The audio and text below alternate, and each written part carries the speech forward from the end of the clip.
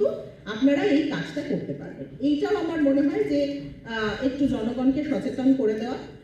যারা ধরুন নামটা তোলেনি অথচ 18 বছর হয়ে গেছে, তাদেরকে আরো বেশি করে বলা যে এইবারে ভোট আসছে, তোমরা তোমাদের নামগুলো তুলে নাও। নেক্সট যেটা বলার হচ্ছে যে আমরা এই যে ইলেকটোরাল রোলটা প্রিন্ট হবার পরে আপনারা জানেন যখন ক্যান্ডিডেট ফাইনালাইজড হয়, আমাদের যারা রেকগনাইজড পলিটিক্যাল পার্টি আছে ন্যাশনাল এবং স্টেট, এই রোলটা প্রত্যেককে এক কপি আমরা দেওয়া হয়, মানে উইদাউট এনি পেমেন্ট। কিন্তু অন্য পার্টিদের আমরা যেটা দিয়ে উইথ পেমেন্ট তারা কিন্তু এই রোলের কপি পেতে পারে।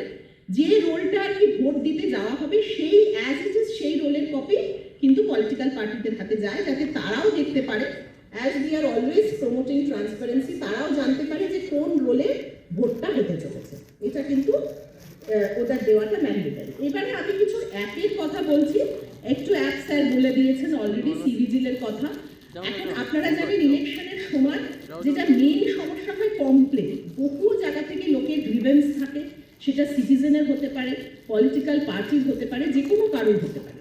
সেটার জন্য কমিশন দুটো অনলাইন প্ল্যাটফর্ম তৈরি করেছেন। তার মধ্যে একটা হচ্ছে ন্যাশনাল গ্রিভেন্স সার্ভিসেস পোর্টাল, আরেকটা হচ্ছে আমাদের সিভিজিল অ্যাপ্লিকেশন।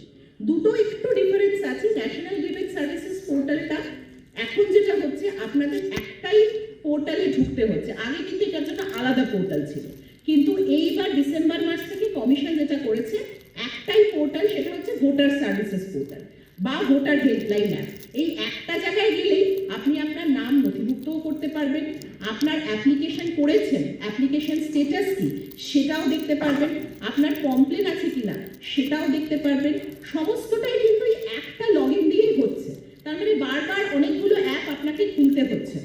যদি কোনো সিটিজেনের কমপ্লেন থাকে, কোনো পলিটিক্যাল পার্টির কমপ্লেন থাকে, election period or non election period, সবটাই কিন্তু আপনারা এই যেটা ভোটার সার্ভিসেস পোর্টালের মধ্যে লঞ্চ করলে ওটা গিয়ে আমাদের যেটা ন্যাশনাল গ্রিভেন্স সার্ভিসেস পোর্টাল সেইখানে গিয়ে ওটা রিফ্লেকশন হবে। এবং যিনি ইআরও আছেন, সংশ্লিষ্ট আধিকারিক ডিইও ইআরও, তারা কিন্তু সেই কমপ্লেনটা ডিসপোজ করবেন। ডিসপোজ করলে আপনাদের কাছে এসএমএসে তার নোটিফিকেশন চলে আসবে, আপনারা দেখতে পারবেন যে তার কমপ্লেনটা কি, তার অ্যাকশন টেকেন হয়েছে। এবং আপনার কাছে এই অপশনটাও আছে, আপনি স্যাটিসফাইড না হলে কমপ্লেনটাকে রিওপেন করতে পারবেন, যে আমার উত্তরটা পছন্দ হলো না, তাহলে সেটাও সিটিজেনের কাছে দেওয়া আছে যে আরেকবার সে কমপ্লেনটা রিওপেন করলো, আরেকটা অপরচুনিটি সে আধিকারিককে দেওয়া হবে। তো এইটা হচ্ছে কিন্তু এমন একটা পোর্টাল যেটা থ্রু আউট দ্য ইয়ার আমাদের কিন্তু অ্যাক্টিভ থাকবে, যেটা ডিফারেন্ট ফ্রম আমাদের সিভিজিল পোর্টাল।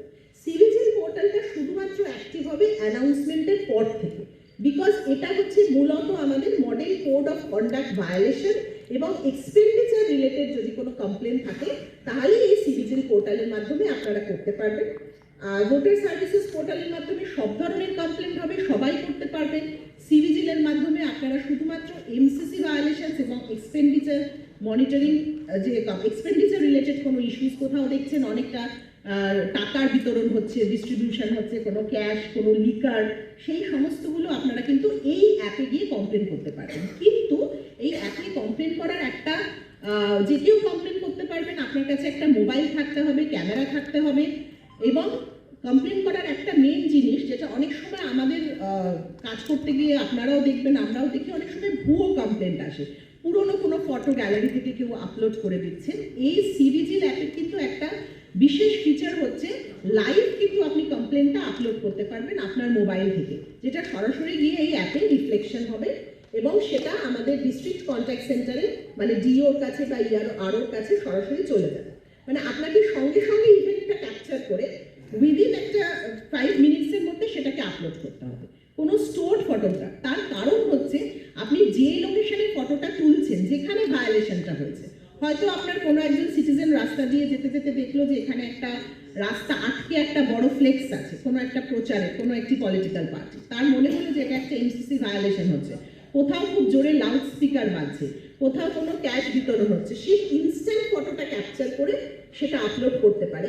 এতে কি হবে, আমরা যে জায়গাটা খুঁজে বেড়াতে হবে না, যারা আমাদের টিম যাবে কমপ্লেনটা অ্যাড্রেস করার জন্য, সে কিন্তু একদম জিপিএস লোকেশন সহ জায়গাটা আইডেন্টিফাইড হয়ে যাবে, সময় কম লাগবে, সে সরাসরি ওই জায়গায় পৌঁছে যাবে এবং কমপ্লেনটা রিড্রেস করতে পারবে। এইটা মূলত হচ্ছে আমাদের সিভিজিল অ্যাপের মেন জিনিসটা। এখানে কিছু দেওয়া আছে সিভিজিল অ্যাপে কোন কত মিনিটে আমাদের মেন টার্গেট হচ্ছে উইদিন 100 মিনিটস আমাদের কমপ্লেনটা আমরা সলভ করে দেওয়ার চেষ্টা করব।